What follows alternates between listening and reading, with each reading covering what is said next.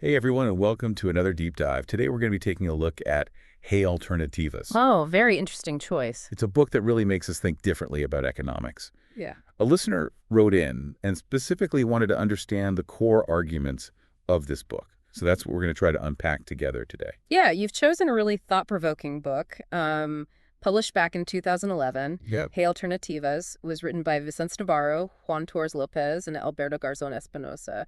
And it was really a direct response to that 2008 financial crisis and a sense that, there were no other options besides the same old economic solutions. So the authors really set out to prove that there are, in fact, alternatives. So it's 2011. The world is still kind of reeling from this financial crisis, and Spain got hit particularly hard.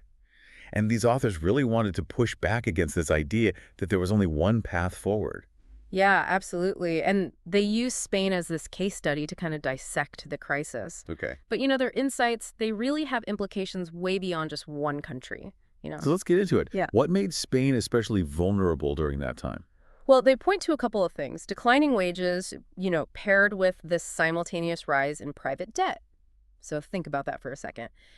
If your income is shrinking, but you're being encouraged to take on more debt, Yeah, it's a recipe for disaster. not really a secure foundation to be building on. No, not at all. And then adding fuel to the fire was Spain's, really overheated housing market. And the book talks about how deregulation and all this speculation just caused this bubble to grow until it finally burst. So you have this combination of internal vulnerabilities like shrinking wages, rising debt, this housing bubble, and it's all happening in the context of this global financial meltdown. Exactly. And on top of all of that, Spain was also super reliant on foreign capital, Okay. which made them extremely vulnerable when the global economy took a nosedive. Right. And to make matters even worse, their welfare state was really underdeveloped, so it offered very little support to people.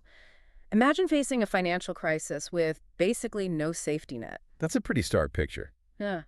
But they're not just trying to point fingers at what went wrong, right? Yeah. They're also trying to challenge the solutions that are being offered. Exactly. They're taking aim at those go-to solutions. Austerity measures, wage cuts, arguing that not only are those ineffective, but they actually make the problem worse. So they're saying the cure is actually part of the disease. Exactly. Okay. Like, take, for example, the idea that lower wages lead to a more competitive economy and will create jobs. They say that that is simply not true and that it can actually have the opposite effect by reducing domestic demand. If people have less money to spend, businesses suffer. Yeah, it becomes this vicious cycle. Lower wages, less spending, weaker economy, even more pressure to cut costs. You got it. Hey Alternativas really emphasizes that productivity, innovation, and domestic demand are the real drivers of sustainable growth. And by focusing so much on cutting wages, you ignore all of those things. It's almost like they're saying that you can't just treat labor like another commodity to be traded in a free market. Yeah, that's a really good observation. The authors are really pushing back against this idea of treating labor like any other input in the production process. Okay. And instead, they're advocating for a much more nuanced understanding of labor that considers, the social and economic well-being of workers, not just their cost. So you can't just treat workers like cogs in a machine. Exactly. Their argument is that a thriving economy relies on a thriving workforce. So if that's the diagnosis, then what's the prescription?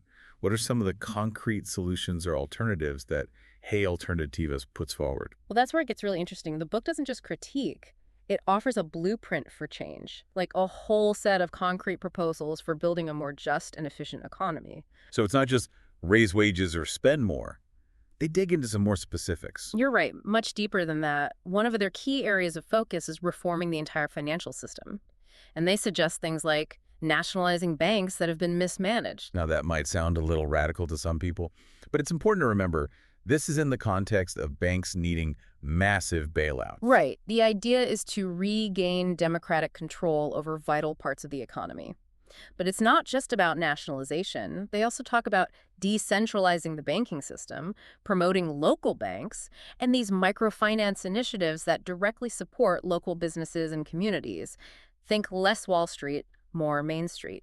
So instead of money flowing towards global financial speculation, it stays rooted in the real economy. Exactly. They even advocate for, more ethical, solidarity-based finance models. It's really about aligning financial systems with social well-being. It's becoming clear that they see this very strong link between a healthy economy and a strong social fabric. Absolutely. And that brings us to their next big proposal, investing in social infrastructure. And we're talking about healthcare, education, social services, all the things that create jobs but also boost domestic demand. So it's about investing in people, not just profits. Exactly. And they even point out that Spain was actually lagging behind other European nations when it came to social spending, despite having, a comparable level of wealth. So the resources were there. It was more a question of political will to allocate them differently. That's their argument. And this ties directly into their next proposal, which is fair taxation and income redistribution. This is where things might get a little interesting for folks, especially those who benefit from the way things are currently. Don't hold back. Lay it on us.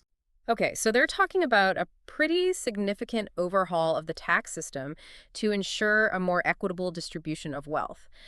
Think like taxing capital gains way more heavily, increasing taxes on high incomes, that sort of thing.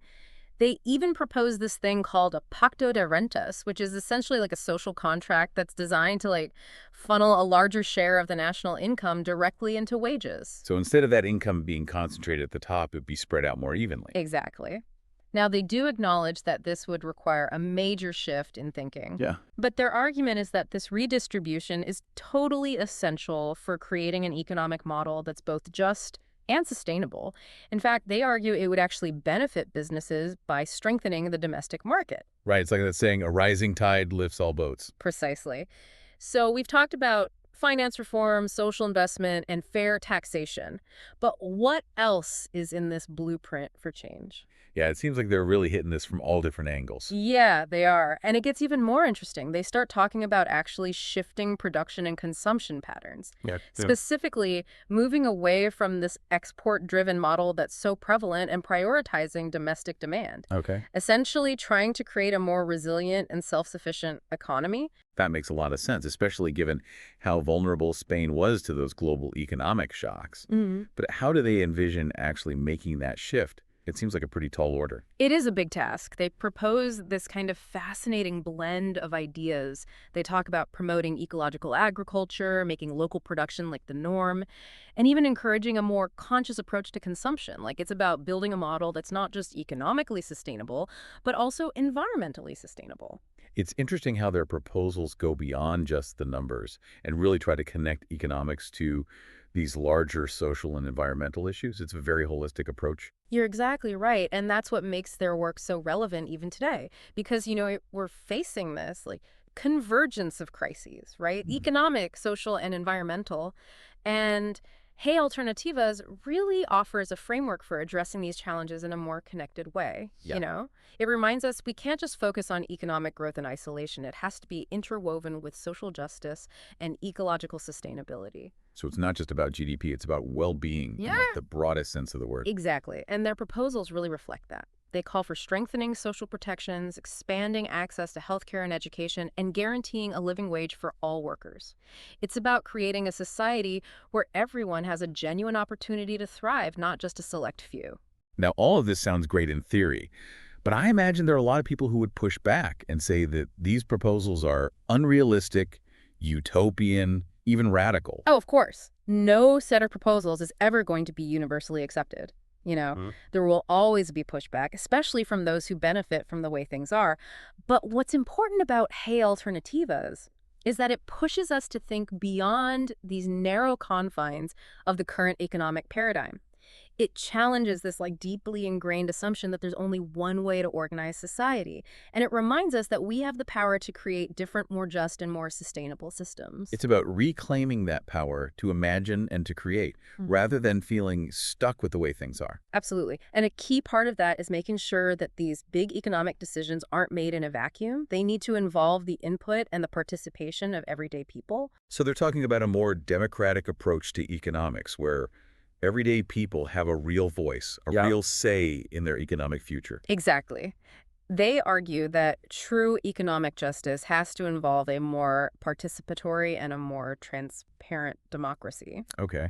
So, they propose things like reforming the electoral systems we have, making political financing totally transparent, and empowering local communities to have more control over their own economic destinies. It's about shifting those power dynamics, so it's not just a select few making these decisions behind closed doors. Right. And they believe that a more democratic approach would actually lead to more effective and sustainable solutions, because those solutions would be grounded in the real needs and the priorities of everyday people. So it's about bridging that gap between the people making the decisions and the people whose lives are actually most impacted by those decisions. Precisely. Now, you mentioned earlier that these proposals might seem a bit radical or unrealistic to some. Yeah, the big ideas for sure. Yeah, but what I find really compelling is they don't just leave these grand visions, Yeah. hey, Alternativas gets into the nitty-gritty. They offer this really detailed roadmap for actually how to create this different kind of world. So they don't just talk the talk, they walk the walk. Exactly. In fact, the book outlines 115 concrete proposals covering everything from reforming that financial system we talked about to transforming our relationship with work, with consumption, even our relationship with the planet. 115. That's incredible. I'm guessing we don't have time to go through all 115 of those today. Unfortunately not, no. But can you give us a little taste? What do these alternative solutions actually look like in action? Absolutely. Let's take their proposals for the financial sector. So they advocate for things like establishing a public banking system that would ensure that essential services and, truly productive activities always have access to the funding that they need. They also propose putting the brakes on all of this rampant financial speculation. And they talk about implementing things like a tax on financial transactions and even setting limits on executive pay. It's about reining in the excesses of what they call casino capitalism and actually redirecting those resources towards the real economy. Less focus on making money from money and more focus on investing in things that actually benefit society at large. Exactly. And then this line of thinking extends to their proposals for production and consumption as well. They talk about things like incentivizing ecological agriculture, really making local production the norm, and even experimenting with local currencies. The idea is to create an economy that's not only more resilient and sustainable, but one that prioritizes local needs and resources. Imagine a world where your regular grocery shop is filled with fresh, locally sourced produce that's supporting farmers in your community instead of relying on products that have been shipped from across the world. It's amazing how these proposals really connect the dots between economics and these broader social and environmental issues. Like you said, it really is such a holistic approach. And that's really what makes this book so relevant even today. We are facing this convergence of crises, economic, social, and environmental. And Hey Alternativas offers a framework for addressing these challenges in a truly interconnected way. Yeah, we can't just compartmentalize these issues. They're all related. Exactly. And you can see that reflected in their proposals, right? They talk about the need for a robust social safety net, expanding access to quality healthcare and education, guaranteeing a living wage for all workers. It's about creating a society where everyone has the opportunity not just to survive, but to thrive. So for our listeners who are intrigued by these ideas, by this idea that there are real alternatives out there, where should they go from here? Well, a great first step is to really dive deeper into the ideas presented in Hey Alternativas, engage with the excerpts that you've got, really think critically about the arguments that they're making, and consider how these proposals might actually apply to your own community, to your own city, or even just to your own life. Take these ideas from the theoretical to the practical. Exactly. And don't keep it to yourself. Talk about it with people. Talk to your friends, your family, your colleagues. Share this episode of the podcast. Engage in these conversations about how we can collectively create a more just and sustainable future for everyone. Because it's not just about reading a book or listening to a podcast. It's about taking action. It's about transforming that individual reflection into collective movements for change. That's what makes Hey Alternativas so much more than just a book. It's like a spark that can ignite this flame of hope. It's a call to action and a blueprint for a better world, a world where economics works for everyone, not just a select few. That's a fantastic note to end on. Thank you for joining us for this deep dive into Hey Alternativas. And to our listeners, keep exploring, keep questioning, and keep pushing for those alternatives that will help to create a more just and sustainable future for everyone.